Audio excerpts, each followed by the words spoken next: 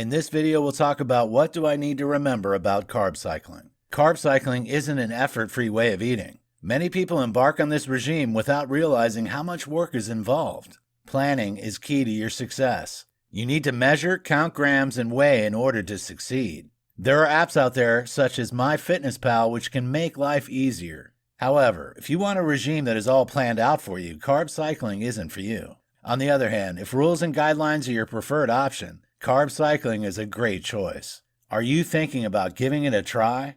Then read on to find out what you must remember about this way of eating. Get it right for you.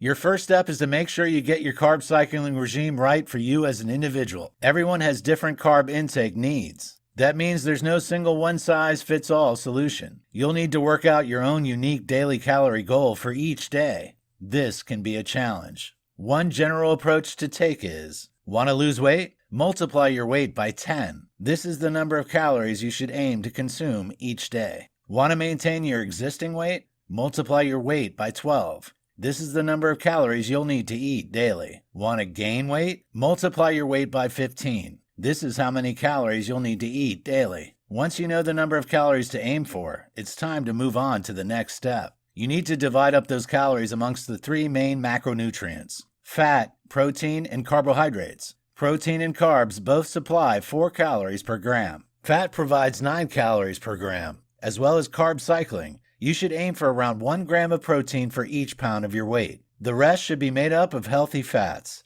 On a high carb day, you'll increase the number of carbs you eat. You'll also increase your calorie intake. The fats and protein levels will remain the same. On low carb days, you'll reduce your calorie intake. Again, your fat and protein levels will remain the same. Essentially, carb cycling is about reducing your calorie intake, but not feeling as if you are. It's important to remember that if you keep your carbs too low for several days, you can experience ill effects. Carb cravings, fatigue, sleep problems, bloating, irritability, moodiness, and constipation can all occur as a result. This happens because your body has used up all its available carbohydrates and is switching to using fat as fuel. It's a phenomenon known as carb flu. It is temporary, but if you maintain your hydration level and consume enough electrolytes, it'll pass quickly. Not everyone can cope with carb cycling regimes, though. For some people, it's a counterproductive way to eat. People suffering from Hashimoto's disease or who have adrenal fatigue can find their thyroid hormone production is reduced. This can slow down their metabolic rate and cause weight gain. People who are breastfeeding, pregnant, have a history of eating disorders, or who are already underweight should avoid this regime.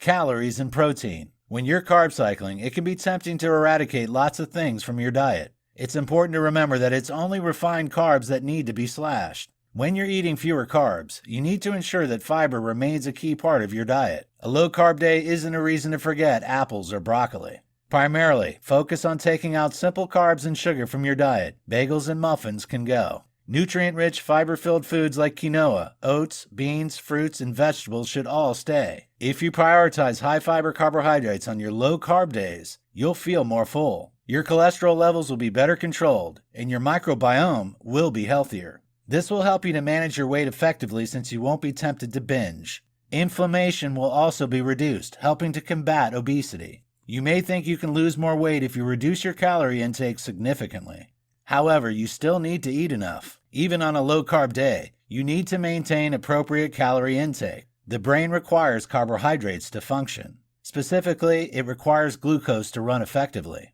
If there's no glucose for it to use, the body must use another source. It may end up using protein for this purpose. This is bad news when you want to maintain and build up lean muscle. You must, therefore, eat over 130 grams of carbs even on a low-carb day. The brain needs to be fed so you don't spend the whole day walking around in a fog. Remember, the quality of the food you eat matters just as much as the amount. Your high carbohydrate days mustn't be filled with fries and pizza. You should enjoy whole grains instead. Whole grain pasta and bread and brown rice are much healthier options than refined sugars. If you aren't sure what you should be eating, you should talk to an expert. The amount of carbs that you'll need will vary depending on your makeup. It will vary depending on your calorific needs, your activity level, and the type of exercise you do. It's also very depending on your height, weight, and gender. A dietitian can help give you a personalized recommendation. This will ensure you're able to get the right amount of fuel you require to maximize your results.